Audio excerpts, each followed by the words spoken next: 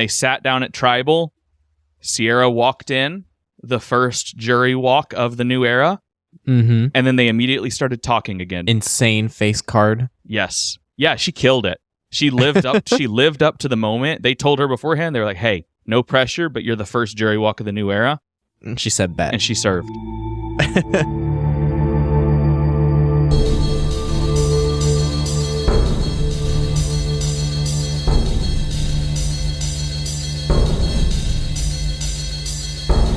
Welcome to the Idle Talk podcast. My name's Peyton, and as always, I'm joined by my co-host, Jacob. This week, we are recapping Survivor 47, Episode 9, Nightmare Fuel. If you haven't seen this most recent episode of Survivor 47, right now is your spoiler warning. Consider yourself warned, and let's get into it. Jacob, right off the top, how do you feel about our first episode without Sierra? I'm bummed. I miss my queen on my screen. But I thought it was a fun episode, aside from the losing votes, which we will get into, as we always do every episode that someone loses votes. Yeah. Which feels like it might be every episode for the rest of the season. That just seems like the trajectory we're on now, post-merge. Yeah, but I thought it was a fun episode. I really liked the scramble at the end and how it was edited and shot together. I thought it was fun to watch from the viewer's perspective, and honestly, I really didn't know who was going to go home all that much, and I was honestly really shocked that it ended up being a unanimous vote for Soul. So yeah, I enjoyed the episode. Ready to dive into it and talk about it some more. Did you enjoy it? Yeah, I did. I really liked this episode's pre-tribal scramble, like the period between everyone making it back to camp, because it wasn't immediately post-challenge, because there were some people going, I guess actually maybe it's kind of including that feast and when Genevieve and Sue are kind of off talking, but really once everyone gets back and is on the same beach again, up until they go to Tribal, and then even through Tribal, but that there was just an extended sequence of probably 8 to 10 minutes where it was just madness and plans going back and forth and new plans popping up and then people discovering plans and then that information being relayed to someone else, and then it moving through the chain. And I thought it was some of the most masterful editing I've seen in Survivor, in the way that they were able to track 3 to 4 different plans and how they were all interweaving with one another, and it felt incredibly linear and cohesive. And I think that was done very, very well. And so I do applaud the editors and the production staff and the camera people for doing a great job out there and capturing everything, because it felt like in all the chaos that was happening, it was still, as a viewer, clear to understand at least what was happening. I didn't know what the outcome of the night was going to be, and no one else seemed to know either until the last moment. But I was still able to follow these 3 or 4 different threads, which it could have been very easy for that to turn into just a mess where, as a viewer, we're lost. So that sequence, I think, was one of my favorite things I've seen this season. And I think it could be one of the best kind of just edited sequences in terms of bouncing through players and confessionals and conversations of the new era. Yeah. I agree with that. It was really, especially when you start considering that Genevieve's plan got leaked and then Teenie comes and tells Genevieve about Genevieve's plan. Yeah, it made it full circle all the way back to Genevieve. So, yeah, I thought it was a good episode, but do we want to go ahead and dive in and start talking about coming back to the beach after Tribal? Yeah, starting from last week and the aftermath of Sierra's blindside. I think that's a great place to start. Honestly, I don't really know how to feel about like Sam's position in the tribe after everything that happened. It especially like at the end of this episode, because I feel like where Sam starts in this episode is very different from where Sam ends in this episode. Mm-hmm. But his position in the beginning, I don't really know how I feel about it. I think the biggest like question mark I have is him and Rachel's relationship, because it's really interesting that it feels like Rachel wants to work with Sam because they both kind of got blindsided together, but then Sam has also blindsided Rachel before, and it seems like they're... And then turns on her immediately in this episode, later on in the episode. Yeah. So he clearly has no loyalty to her, but I feel like he's not in a position to not have loyalty to her. Mm-hmm. So yeah, I agree with you. I don't really know where Sam's at. I think he's kind of said it, he's relegated himself to a chaos Joker type role where now he just has to stir and cause problems to give himself a chance. And I feel like, unfortunately, that's not a winning formula. I just don't know if causing chaos leads to a win. I think causing chaos can potentially lead to a final 3 finish, especially if there's some big moves in there. But how many people are going to want to vote for you at the end of the game? We've seen that outcome several times, where people aren't afraid to cause some chaos and make big moves and take big swings and do crazy things, but at the end of the day, they don't earn the vote. Mm-hmm. So that does, I agree, that does worry me. But another thing from the beginning of the episode that I thought was really interesting was the other sort of relationship. You kind of talked about Rachel, but Rachel and Andy, they had a really extended sequence talking about the blind side, and they even included a lot of flashbacks to previous episodes during that sequence, which I thought was really interesting. They used flashbacks in a previous episode. I don't remember what the flashbacks were for. I don't know if you remember the episode. Yeah, but I can't recall when what they used the flashbacks for, but I remember them doing it this season. At least once or twice. But I think they used it with Andy for some reason. I feel like... Are you talking about in this episode? No, what they used it for? A previous episode. I felt like they used flashbacks for Andy as well. But... Yeah, whenever that was happening, I was like, okay, so Andy's like winning? I don't know if it felt like Andy is winning, but it felt very much like hey, you should be paying attention to this relationship because it's going to be important later. And so I don't know if that means he blindsides Rachel down the line, him and Rachel form an alliance that gets the two of them to the end. Mm-hmm. Him and Rachel there's something big that happens between them. Maybe Rachel blindsides Andy at 5, right? Gets him out before fire, and it's a big twist or something. You know, I think that's probably the least likely of all of those, but it felt like it was a really clear, almost like when they're searching for an idol and they walk past it and then they highlight it gold and they're like, oh, like they missed it, but here it is for the viewer.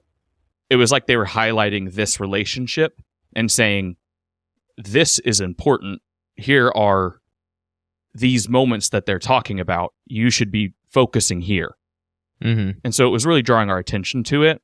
I don't know if it was drawing our attention to one specific player, but it definitely felt like it was favored towards Andy just because we've seen so much of him already this season.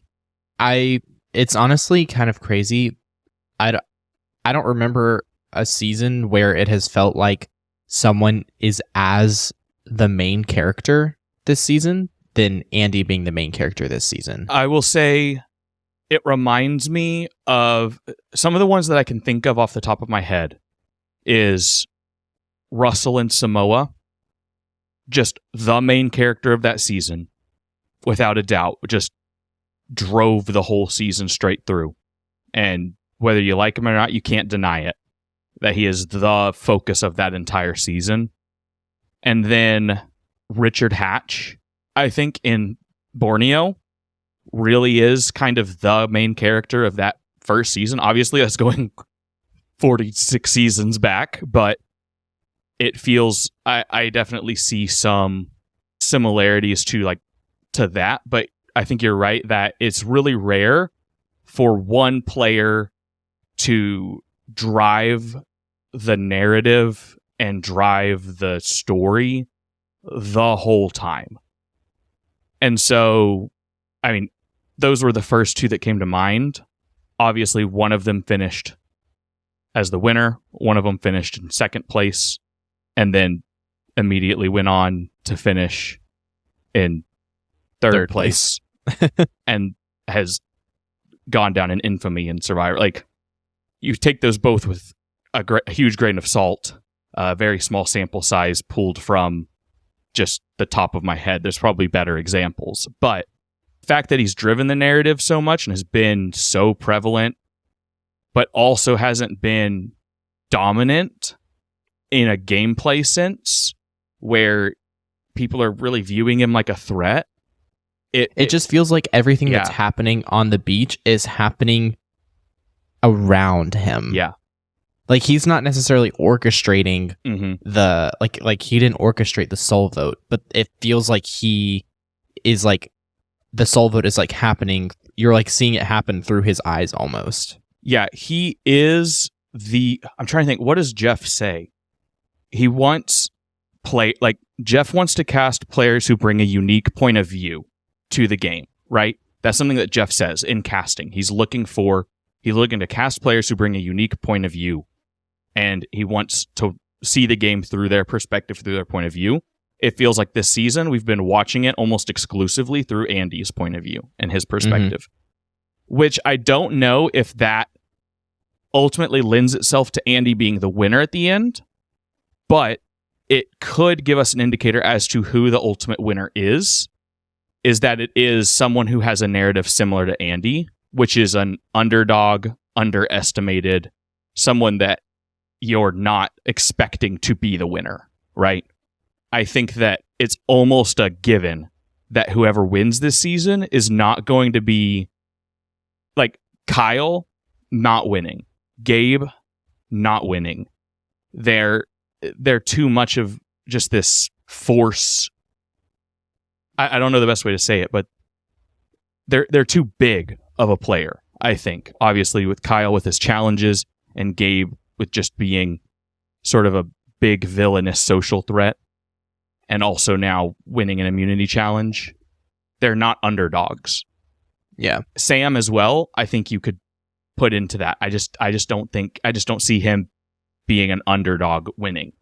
So I think whoever's winning is going to fit into that underestimated mold. Kind of a Gabler, Marianne winner. Yeah. The other thing that I want to talk about real quick before we jump into like the immunity challenge and stuff like that is Rachel confirming her use of the shot in the dark, which I believe in our last episode we had discussed that we thought that was her intention, was she had an idol, but she didn't really want to use it if she didn't have to. So she played her shot in the dark to gauge other people's reactions to if she pulled out like a not safe scroll, would people be like relieved, or if she pulled out a safe scroll, like would they be like bummed and stuff, like essentially just see if she would have been that vote. So genius play by her. The best use of the shot. I mean, the shot in the dark has only been played a handful of times in the new era. I think 4 or 5 times, something like that. Only been successfully done once. I think it's been played more than that, but it's only been successful once. Yeah, only been successful once. So I think her use is, even though like she wasn't safe, it totally feels like the best use of the shot in the dark we've seen. It is the best use of the shot in the dark we've seen so far. Yeah, I agree. And then I guess I have one quick follow-up, sort of a question on that before we move off of it for you. Do you think that her move and doing that and now confirming that that was her intent behind it, do you think that that changes the way people think about the shot in the dark in future seasons? Or do you think that it was 100%? But well, because here's my counter as well, is the other thing is that she was in a very unique situation that enabled her to use it in that way. It's pretty rare that you are, well, one, that you have an immunity idol, right? That's rare enough on its own.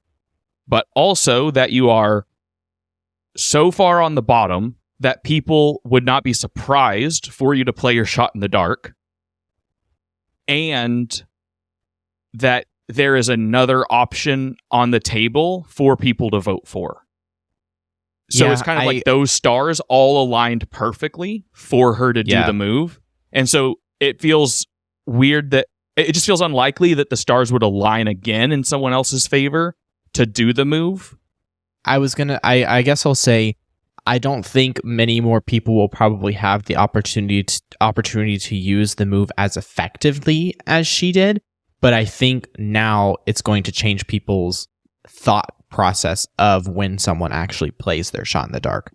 So I think that's more the lasting impacts on the game, is how people perceive people playing the shot in the dark versus that. I don't necessarily know that people will be able to make the same move that Rachel did. I just think it's going to change people's perception of the advantage. That maybe they have an idol. Mm-hmm. Yeah, I think it's interesting. I don't know if it's going to ultimately have long-term impacts. I think that's something we'll have to wait and see. But I definitely think that it was pretty game-altering in a sense, which anytime there's a game-altering move like that on a mechanic, the producers tend to change the mechanic up. So I wouldn't be surprised if, and I already was kind of expecting Shot in the Dark to switch up around season 50 anyways, because it's kind of been the same since 41. So I wouldn't be surprised if we saw some sort of a change to Shot in the Dark come down the line sometime in the next few seasons anyways. Yeah. I mean, yeah, Jeff said it on Fire. They like to add advantages to see how players use them and figure out unique ways to use those advantages. Mm-hmm. So this is definitely if they do a new era Game Changers, I think Rachel's a shoo-in for a new era Game Changers season. Yeah, I think she's played really well, and that's something that I'm sure we'll talk more about Rachel this episode and future episodes. But considering the position she's been in for the vast majority of the game, I think she's playing a great game. I don't think she's able to win it, but I think she's playing probably the absolute best game she possibly can, given her position. So after this initial debrief from the blind side at last week's Tribal, we go into the challenge, and before the challenge, they're told to divide up into pairs. And as we know, and as the players know, the pairs are eventually going to have to compete against one another for individual immunity. Or at least that's the assumption, but that is ultimately what happens. And it's interesting. I'm interested to hear your thoughts on this, because Sam picked Andy so that he could beat him. Because he said, I can beat Andy in individual immunity. But he also didn't consider the fact that you have to get to individual immunity, regardless of the losing your vote stuff that we'll talk about here in a minute. And that, obviously they didn't know about that yet. I think if he knew that, he probably wouldn't have picked Andy at all. But regardless of that, was it a wise decision to pick Andy, even though you can beat him in the end? I think that there are at least 4 or 5 players on that beach that Sam could have confidently said he had a good shot at beating in the immunity challenge, the final immunity challenge, over Andy, if he made it to the end. why take on a known challenge liability who was the reason that they didn't make it past the first stage? Yeah. I mean, I almost wonder if just his mentality was, if I can't have immunity, I'd rather us both not have immunity than like if he was to pair up with someone else and his pair didn't make it, but Andy's pair made it, I guess. That would kind of maybe be my only assumption. But Andy wasn't his target at all. Like, Andy was never on his radar. He didn't care to take out Andy. Andy is honestly kind of his ally. Oh, okay, point. I see. I guess I misinterpreted that. He just didn't want... He took Andy just because he liked to have an easier person to beat at the end. Yeah, because okay, I thought he was confident that he knew... I think he knew Andy isn't great at challenges. Okay. So he knew I was under the assumption that he was... immunity. I was under the assumption he was trying to beat him so that he could like make a move against him since he wouldn't have individual immunity. Okay, that makes more sense. Then yeah, I feel like you kind of need to balance of taking someone who is like, I feel like you take like an average person. Like you take like a Genevieve or a Caroline, you know? Mm-hmm. Like they're competent at challenges, but I still think Sam could beat either of them at the end.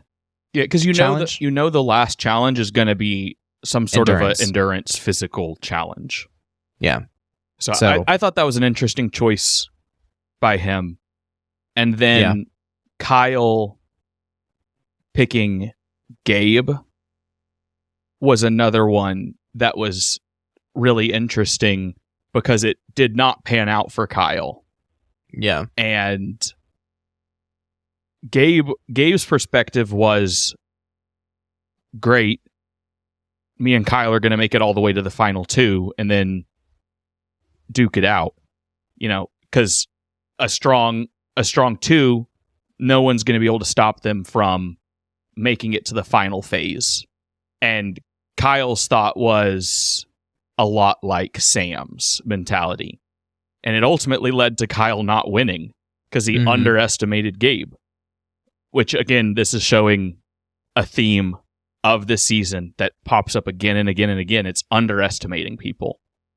And I just thought that was really interesting how they highlighted very specifically those two pairs selecting one another and then showed how they played out. One pair didn't make it to the end. The other pair did. And Gabe ended up beating Kyle. And so I thought that was really unique. Outside of that, though, I think the biggest thing from this challenge was the reveal that the first two teams, first four players, eliminated would lose their vote and then go on a journey and have an opportunity to earn back their vote before Tribal Council. Yeah.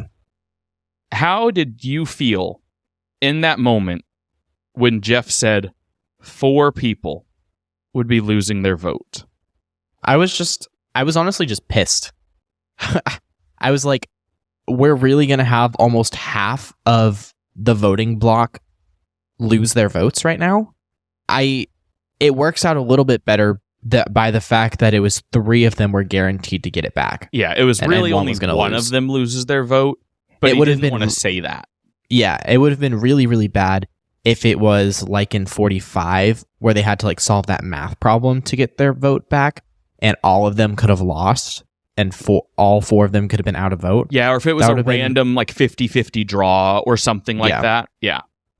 So in some way it was a little bit of a consolation that it worked out that they did it this way. It still sucked. I still didn't like it. Yeah, that ultimately still one person is losing their vote. Yeah. So I was just honestly just like mad. I was like, why do we need to keep doing this? I still just do not get what value it provides to the game. In most things, I see what value it provides to the game, and losing votes, I only see negative value in losing votes. I see no positive value in losing votes. Yeah, Jeff, so here's something that, because I was thinking about this a little bit, because I agree, the taking away votes is the one area that I really struggle to see the value in. And Jeff said this in the episode after revealing that. And Caroline, her reaction was so funny. I don't know if you caught it, but it cuts to her and she goes, "What?" And just like opens her eyes really big and just looks at him like he's crazy. And she looks like pissed. Like, I think she reacted how Survivor fans reacted. Just like, "Jeff, you're crazy. Why are you doing this? Yeah. This is stupid." And then after that, Jeff says, this is, motivation to, essentially says, and this will, a little extra motivation for you to essentially to perform in this challenge. And I think that the reason, I think individual immunity is individual immunity and a feast are good enough reward motivation. enough. I think obviously if you've ever heard anything about educating children, you know that positive reinforcement is better than negative reinforcement, doing positive reinforcement rather than punishment. It just tends to have better results. Same with, I think the same thing holds true with rewarding people. Like the Olympics, you give out medals to the winners. You don't give out medals to the winners and then give a bag of poop to the losers, right? That's not how it works. You just reward the winners and then everybody else goes home. Yeah. That's kind of how it works. And winning is motivation enough.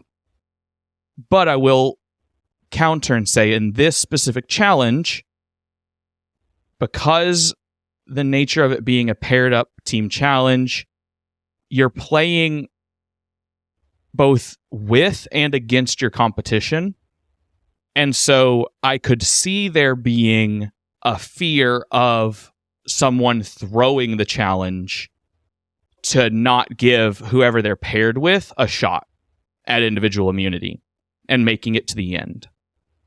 And so if I'm playing devil's advocate, or really Jeff Probst's advocate, not to call Jeff Probst the devil, just saying I'm playing his advocate here. I would imagine that's the reason why they implemented it in this specific situation, is the losing of a vote is to disincentivize someone from wanting to throw the challenge in one of the earlier stages, like Gabe, for example. If Gabe didn't think he had a shot at winning the final stage, whatever it was, to prevent him from just absolutely throwing the challenge and keeping Kyle out of the running if he wanted Kyle to go home. As an example. It basically it gives everyone an incentive to not end up losing, right? So I think that's probably the reason why. But I also think that if someone is willing to throw the challenge and put themselves at risk of a vote, I think that's good TV, which is what you want at the end of the day. And if you feel confident enough in your position that you can throw a challenge, and by all means, throw the challenge. And so, and they get to choose their partners. So it feels like it's not that big of a deal for them to need to throw in this lost vote ultimatum. I think that's probably why they have it, but I don't know if they really need it. I don't know if you have any other thoughts on that before we continue on. That's definitely a unique perspective that I don't think I have thought of before, but I agree that I don't think it's a necessary layer, because how many times has a challenge actually been thrown in all of Survivor history? A couple, a handful. You could probably count them on one hand that they've actually been thrown. Yeah, so it's like, and most of the times it doesn't work out.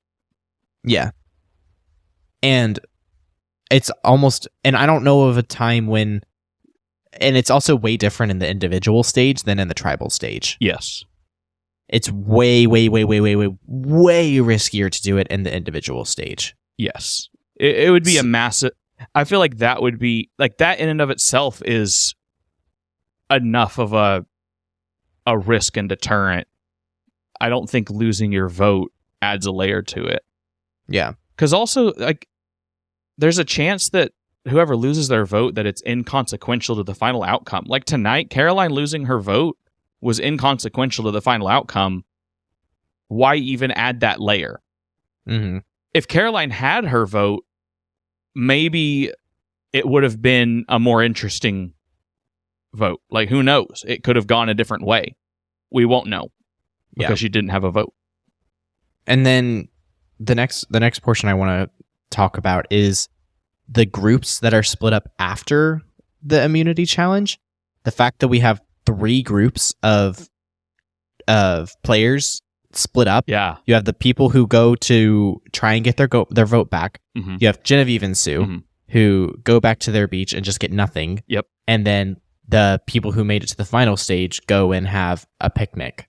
Mm-hmm. So I want to hear your thoughts on what the splitting was, but I thought it was pointless. I mean, at the end of the day, I would just prefer, like, if you're going to make someone lose their vote in this scenario, okay, well, all right, let me think it through here.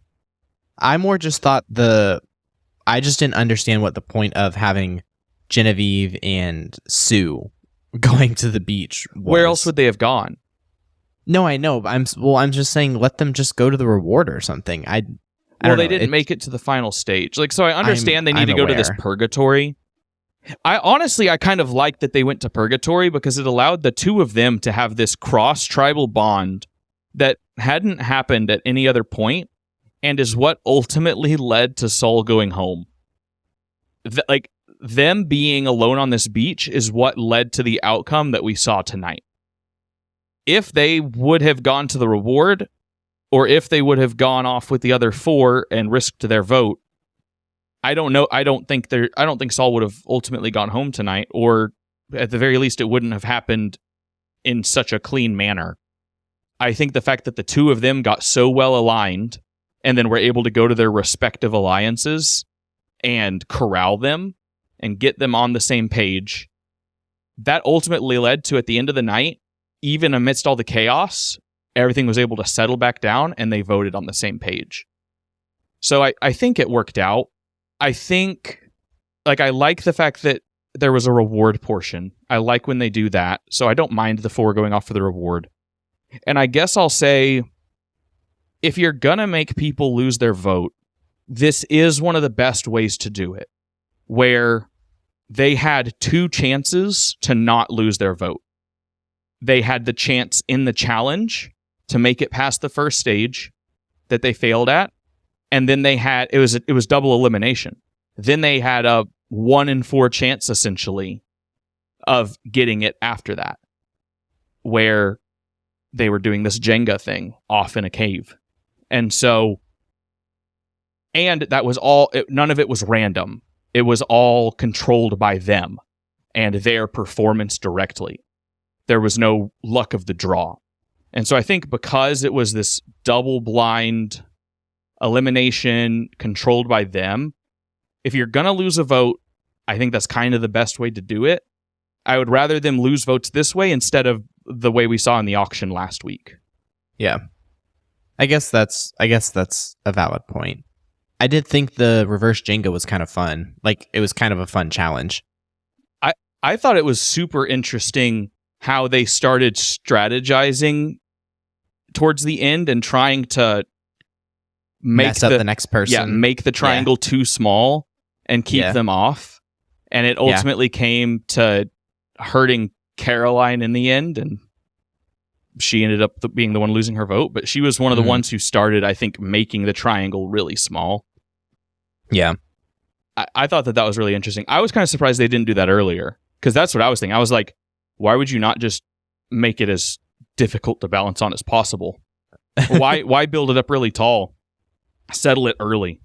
I mean, you'd still have to build it up relatively tall before it would have some wobble to it.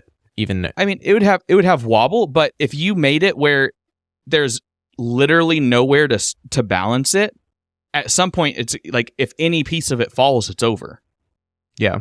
So that's kind of your goal, is you're just making it really difficult for the other person to balance it on. And I think you could have accomplished that only on like 5 or 6 like layers high. Mm-hmm. They let it get really tall before they started thinking out of the box, or out of the triangle, I guess. Mm-hmm. Yeah, it's a fun challenge because they've done where you have to like build it up to the little arrow. Like you have to build the stack up to the arrow, and while while it's like individual, and you're holding it up with the other arm on this like pulley system. Yeah, and I know they did it on Australian Survivor. You had to like build it with your feet. That's crazy. Not the same thing. It's not like you're not holding the thing and then like building the little tower with your feet. But you had to build like a ring. You had to like stack pieces with your feet and then like put like a little flag in. Interesting. I don't know. So yeah, I don't like losing votes, but I liked this. If they're gonna insist on people losing their votes, I think that this was the best way to do it. And I'm very glad that only one person lost their vote. When he said 4, I was like, it better end up only being 1. If more than one person ends up losing their vote with this few people left, that just feels incredibly ridiculous. Yeah. Agreed. So after the challenge, Gabe wins individual immunity. Caroline has lost her vote. Then we get the chaos back at camp. Mm-hmm. And the 3 groups all come together and converge with 3 different plans. The 2 mothers, Sue and Genevieve, have come up with the idea to go after Sol in a blind side. The 4 who are off at a feast want to go after Sam, even though I don't think that was who they actually wanted. I think that was just the name they were saying in front of Kyle. Yeah, I think that was just they wanted the name Kyle of someone who like wasn't there. Yeah, I think they really wanted Kyle. The safest name where no one would like. That's not going to ruffle any feathers. Yeah, and then the 4 who were not safe wanted Kyle, and then they all come together, and then it feels like it's going to be okay. Is it Kyle or is it Sol? And then eventually Sue's name comes into the mix, and then chaos breaks out. Instead of recapping the chaos, because honestly it's kind of hard to track, and if you're listening to this, you saw the episode, there is no need for us to recap it. What did you think of the sequence beyond what we've already talked about? And do any players and their relationships or their strategy, did anything specific stand out to you from this extended sequence that's worth pointing out or discussing? I think the thing that sticks out the most to me is that none of this, it doesn't seem like any of this got back to Genevieve in terms of like the move being pinned on her, even though it was her move. Yeah. Yeah. So it didn't seem like anything has blown back on Genevieve's part. So I think she's in a really good position because she pulled off a really good move. And I think she was able to take out Sol while not, because I don't think since it came back to her, I don't think she's broken her relationship with Teeny. Mm-hmm. Like, because Teeny's going to be really upset, but I don't know if Teeny knows that it was Genevieve who was the one who threw Sol's name out to begin with. So as long as that has stayed under wraps, then Genevieve still can have a relationship with Teeny, which is really good for her. Mm-hmm. So I think this move was just a very like best case scenario for Genevieve, honestly, because of Sam's chaos, it kind of just melded everything together, and it made it seem like it wasn't just one person pushing for Sol.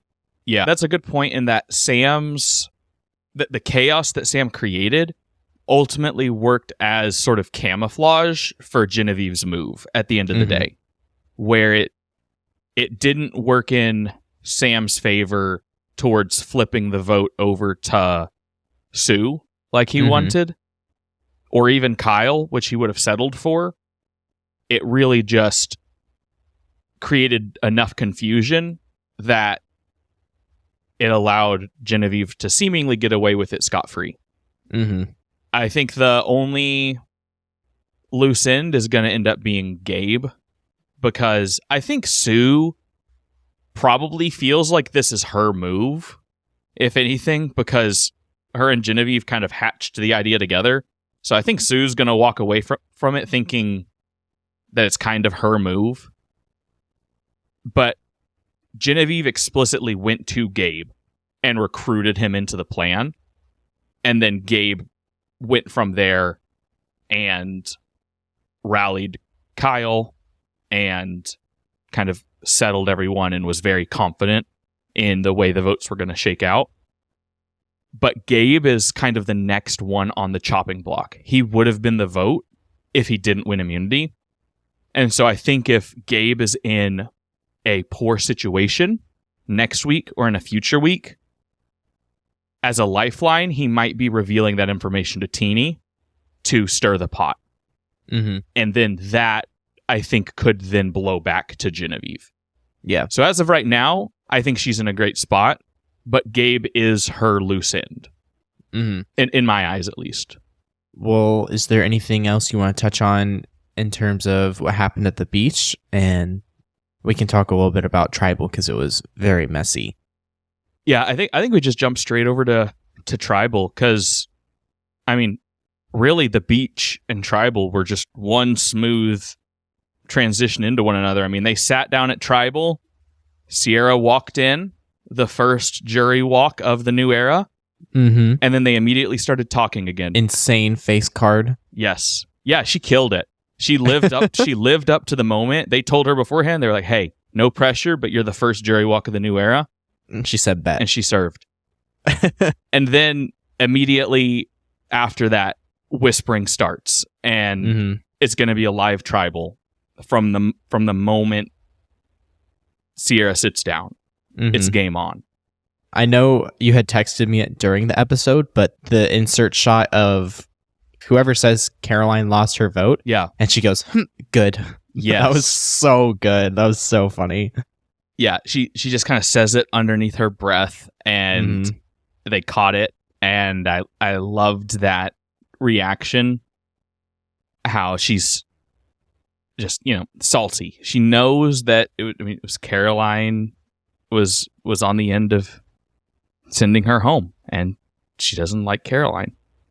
And so, even though I don't think, if I remember, like, Caroline wasn't the big push. It was the lava was flipping on her. That was the reason she went home. So I don't know what she's got against Caroline specifically, but she was happy that Caroline lost her vote. Yeah. So it was petty, and I'm here for petty Survivor. Mm-hmm. I will say, in this live Tribal, there seemed to be a few players specifically that were focused on more than anyone else. Andy, for one, was one they were really focusing on, obviously. Genevieve, because it's kind of her plan is out there. And then Teeny, even more than Saul, they were focusing on. Saul's is the one whose name is out there. And they were really, really, they were cutting back to Teeny every chance they got. And there was the long extended part where Jeff asked Teeny a question, and Teeny couldn't even focus on giving an answer because of what was going on, and then ultimately gave the answer while craziness was happening. Mm-hmm. And it felt like they were kind of driving a lot of what was happening. And then the camera's also, focusing on Sam during all that.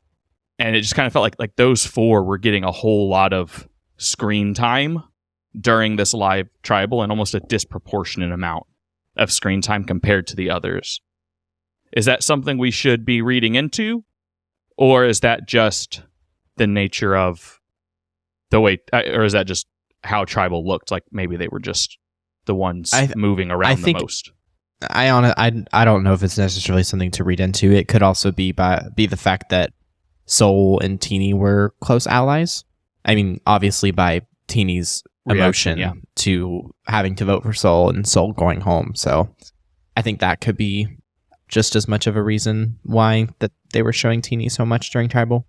It was one thing, though. It definitely stood out to me how they really just kept visiting the same few faces. Like, they rarely cut to Sue. Obviously, they rarely cut to Caroline because she didn't have a vote, but they did some. They rarely cut to Kyle. They would cut to Gabe, but only for him to tell Sam it was going to be okay. But it was just kind of, they kept focusing on the same few people. They rarely cut to Rachel. Like, they would cut to her when she was in conversations with Sam or Andy. Mm-hmm. And so it was just really interesting that they kept choosing when they would go in for these close shots who they were picking to go in on.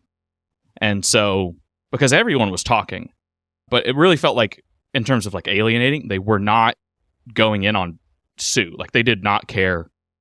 I don't even know if Sue was talking to anyone. Mm-hmm. It almost seemed like Sue wasn't having conversations. I almost think like Sue, in terms of her edit, has like totally fallen off. Oh yeah, And- I mean, even her saying herself that if she loses Gabe, she has nothing. She's not standing on her own 2 feet in this game. Yeah, the way that she freaked out when she heard Gabe's name, I think the end is very near for Sue. Mhm. I wouldn't have been surprised if she was the one going home tonight. I wouldn't have felt like it was too early at all, I because agree. we've seen plenty of Sue. And she still has an idol. Yeah, it just feels like the fact that she has an idol and we haven't heard anything about it. If we don't hear in the next episode when they do their little recap something about her idol, I feel like she's got to be coming up to going home soon. Mm-hmm. Because I just don't know. I just don't know why she wouldn't be. Well, the preview for next week, she's going for blood. She wants Kyle. She wants to kill Kyle. She said that word for word, which is kind of crazy. And then they showed her hacking a coconut. Hacking a coconut. Nobody was clapping for her, though. I noticed that. Anything else from Tribal that you feel like is worth calling out in particular? Not really. Just honestly kind of shocked that it ended up just being a unanimous vote for Soul in the end. Yeah. I thought at least it was going to get split up somewhere, but I thought there was a chance it could have been a 3-way vote. I thought so too. Yeah, but literally unanimous for Soul. So kind of bummed. He was a cool guy. I think I started to like him a lot more as the season progressed, and I think he turned out to be like a pretty solid character in the season. So I liked him a lot. I think if Soul wouldn't have started on the same tribe as Rome, he could have had a lot better game. Mm-hmm. I think he was severely hindered by the fact that he had to play half of his game. I guess the fact that he went out early, more than half of his game, handicapped by a feud with Rome that he never asked for. Yeah. It was just Rome hating him for kind of no reason. And that, I think, had lasting impacts, especially like with his relationship with Genevieve, which ultimately led to him leaving this episode. So if Rome wasn't on that tribe, we could be looking at a different outcome here where maybe Soul goes further, because it's clear he knows how the game works. He's strategic. And like they were saying when they were making their case for voting Saul, nobody's thinking about Saul. So he could have potentially been a contender to win. Yeah. I agree. You ready to talk power rankings? Yeah. Because I think we both have the same number 1 now. Yeah. So at number 1, I've moved up Andy. Yeah. He felt after this episode and like the flashback stuff and just everything seeming to revolve around him. I don't know. I think it just depends on if because right now I think the only thing going against him is he doesn't really seem to have any moves other than just flip-flopping around and finding I think he's playing a very good game from the bottom. Yeah. So it depends on if the jury values that, because some people don't like people who like play games from the bottom. Mm-hmm. And he put himself on the bottom the first episode. Yeah. So I think it all will just come down to jury perception for him, and if he's actually able to make moves and not just say his moves were like flip-flopping, because that also pisses a lot of people off. Like if you're a flip-flopper, that can burn a lot of bridges and make people angry. But I will be shocked if Andy is not sitting at final 3. Yeah, I think it is a foregone conclusion at this point that Andy will be sitting at final tribal council and will be making a case to the jury why he deserves the $1 million. The question at this point is just if he actually wins the $1 million or not.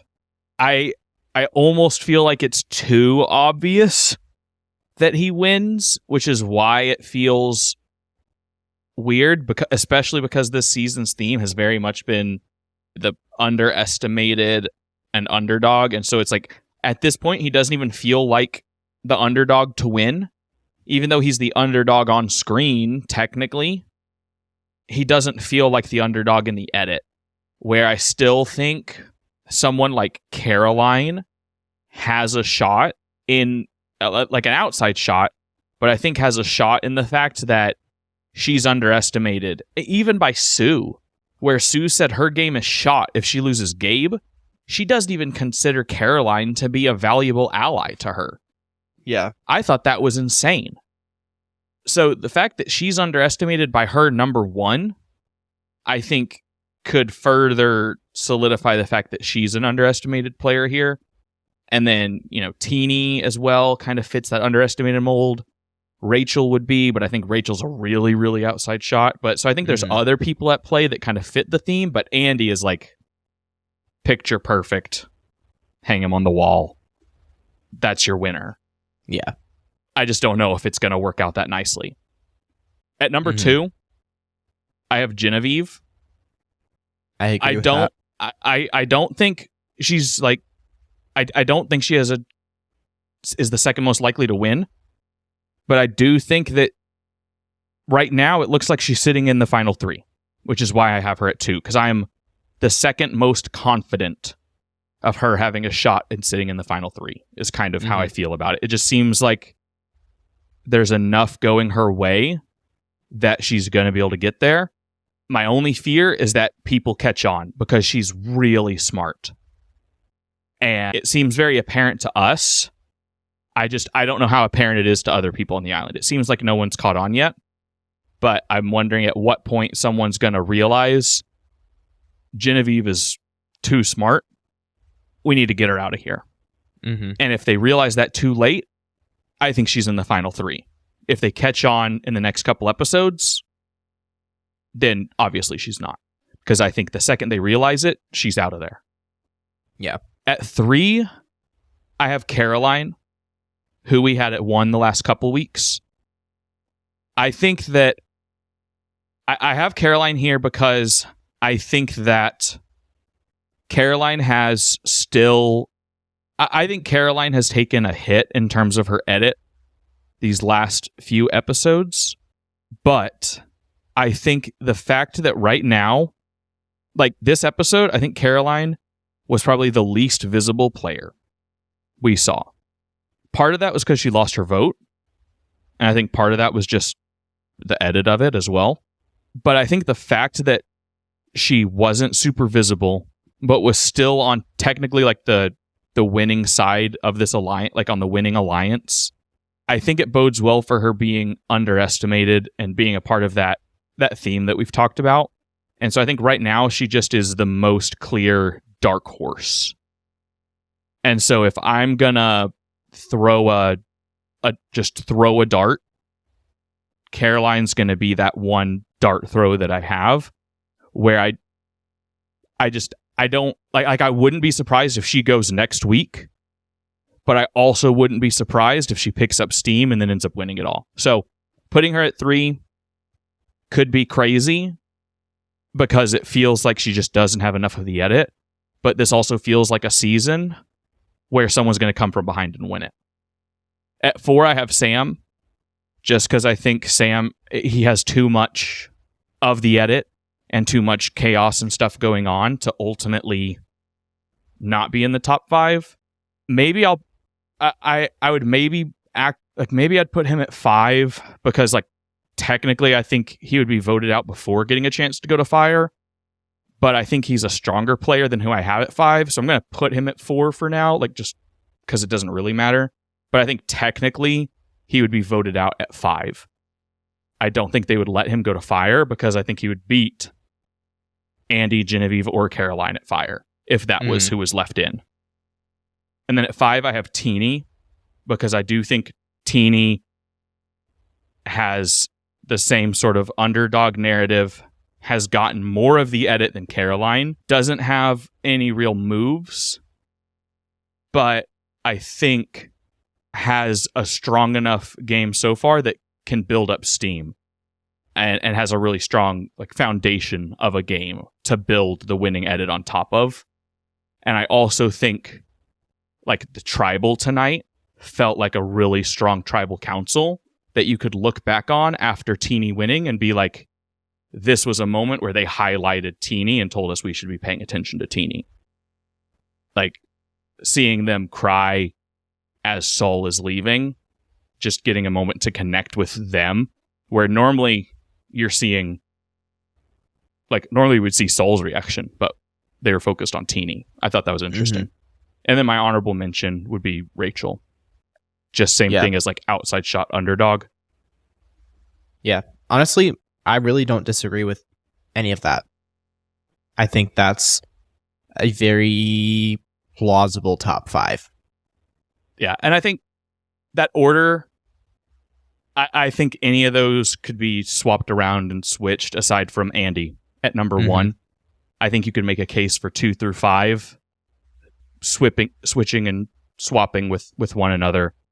I think Andy is kind of the only one that I feel confident is locked in the top 3. Same. I agree with that. Cool. I'm glad we agree. This is the first week that we're kind of on consensus. And I mean, I that's think kind of the nature of the pool being narrowed down and we have a more clear picture of how the game is shaping up. And seeing more who's making moves and who's getting the edit. And like you're saying, who's fitting like the theme of the season. It all starts to come together because that's what the Survivor producers and editors are doing. They're telling a season-long story. And we know to look for that ahead of time, where most people don't care. All right. With that, we will wrap up our recap episode of Survivor 47. If you enjoyed, we would really appreciate a rating/review as it helps our podcast grow. You can check us out on social media on TikTok, Instagram, Twitter/X at Idle Talk Podcast, and you can listen to us wherever you get your podcasts. Thank you so much for listening, and we'll catch you in the next one.